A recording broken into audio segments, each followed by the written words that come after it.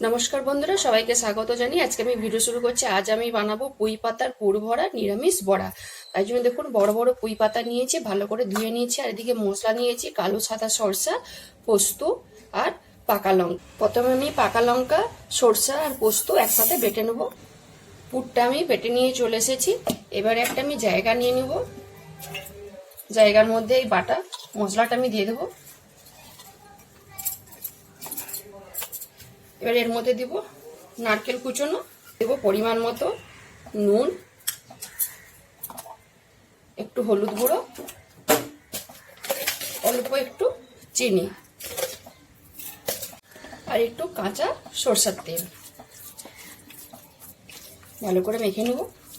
পুরটা আমি মেখে নিয়েছি। এবারে ভাজার জন্য আমি বেসন গুলে নেব।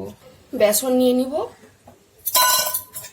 বেসনের মধ্যে অল্প চাল গুঁড়ি দিয়ে দেবো আর পরিমাণ মতো নুন আর একটু হলুদ গুঁড়ো দিয়ে জল দিয়ে ভালো করে এটাকে আমি গুলে নেব।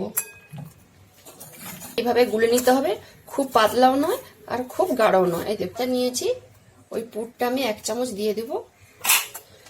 দিয়ে ভালো করে এপাশ ওপাশ মুড়ে নিয়ে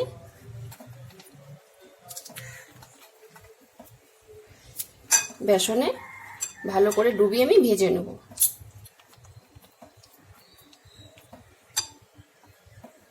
তেল ভালো করে গরম করে নিয়েছি।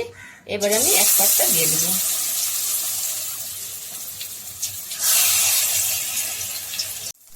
এক পাশ কিন্তু আমার লাল লাল করে ভাজা হয়ে গেছে। এবারে আমি আস্তে করে লউটে দেব।